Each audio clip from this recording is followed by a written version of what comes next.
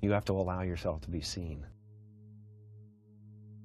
To risk being seen is the toughest thing in the world. We're all very shy people. We're shy, and the emotion is right there on the surface. If you pricked me with a pin, I would fly around the room. That's the risk, is that you are showing them yourself, your true, authentic self, and the chances of being rejected are much more important, much more terrifying.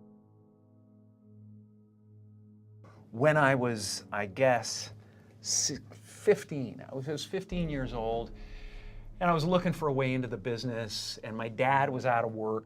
There was never any other choice. There was never any other choice. From the time that there was consciousness in the body, I was looking at a man named Percy, my dad, who was the most incredible character that you'd ever meet. If you met him for 5 minutes, you thought you knew him for 50 years. Wow. And he wrapped everyone that came into our house in stories and jokes. I became his calling at a certain point, and he was always super behind me. But from the first time I can remember, him just lighting up the room, and him just like wrapping everybody in a story or whatever, and going, oh, that's the thing I want to do. That's what I want to be. Because he was always there. Because I became what was special about the family.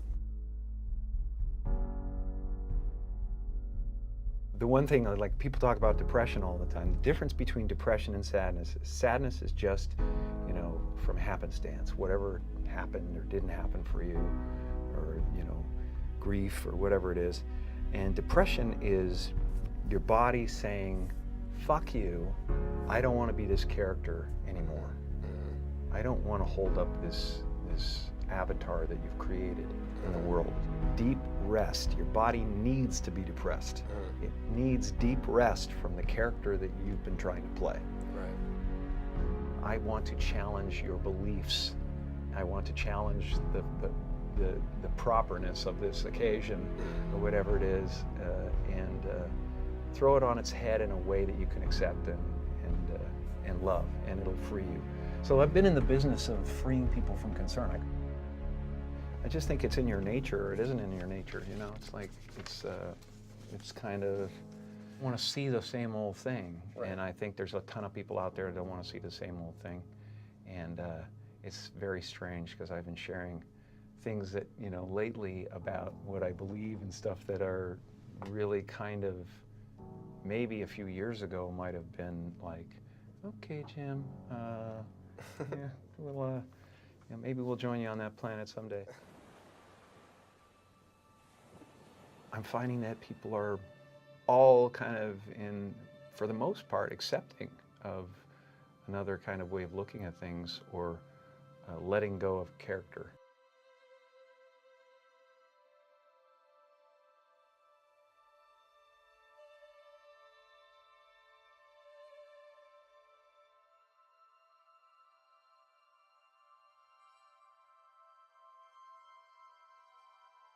The river of tears that we all have to face, and eventually, and that we're all avoiding, and how at the other side there's, that your body can survive it, but you can't.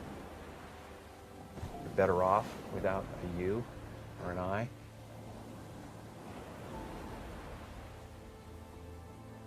Like, you're supposed to say, we're important, and you're supposed to say, it's all going to be all right.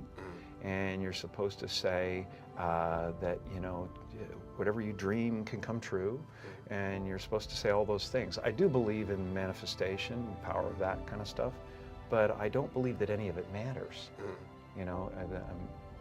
This mattering is to me a human construct, born out of a need. The same need as you have to have, deities and things like that.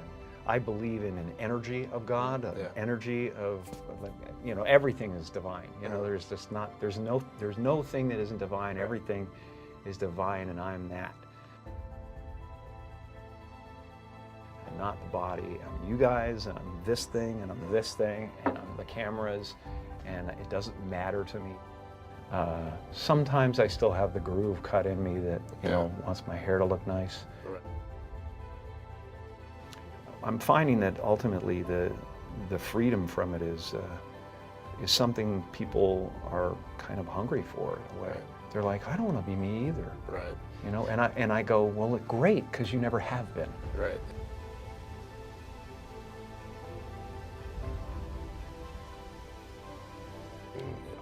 The knowledge has been evolving, you know, and I had to, I believe that I had to become a famous, you know, idea Yeah. and get all the stuff that people dream about and accomplish a bunch of things that, you know, that look like success in order to give up my attachment to those things. It's been part of the evolution of ego is to spend your first half of your life acquiring and adding, thinking you can add to yourself, and it looks great. I mean, it looks great when you got a cool car and you got good, nice clothes, and you know, and you've done something that people admire.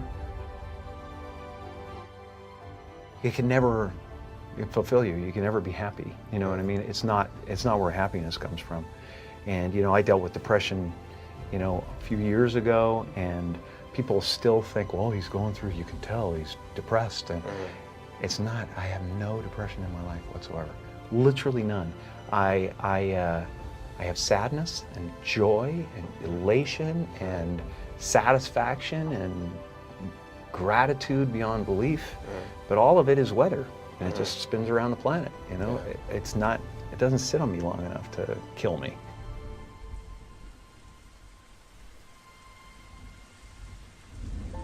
There's just everything. The happy place is realizing that you're everything, you know, and that there's no real you involved in the first place. You know, it's a weird little semantic jump that you make where it sounds like, well, that's totally fucking threatening, man. I can't not be me. I've built this construct. Yeah. You know, from the time I was given a name, and they're just ideas. You know, the only thing that separates you from an African American or an African Canadian is an idea. You know, and the weather. Right. You know, and the adaptation to the climate, and whatever it is, I don't believe in any of it, and so the feeling of wholeness is a different feeling than meanness. You know?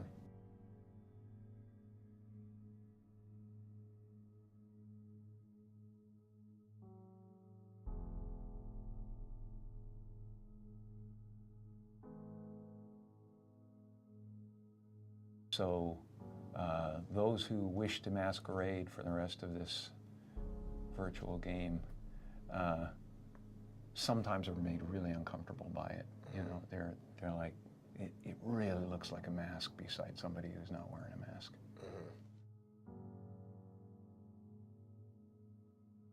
You know, I don't really look for things, and it's the same with painting and sculpting and whatever. I'll just start, and it happens that later on, my subconscious mind told me something, just like the scripts tell me something about where I was at. You know, and so they find me. You know, and that's why I disappear for long periods of time.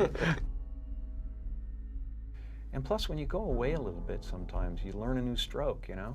It's like you lop your right arm off to learn how to write with your left. Still, you can do the old stuff, but the new stuff is there too.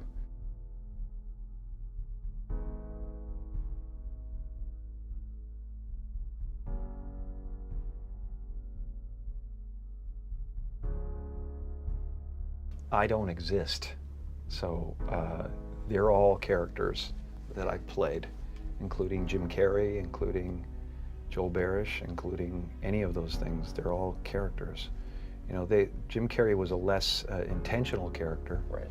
Because I thought I was just building something that people would like, but it was a character. You know, so it's you know, I played the guy that was free from concern so that people who watched me would be free from concern. Your need for acceptance can make you invisible in this world. Don't let anything stand in the way of the light that shines through this form.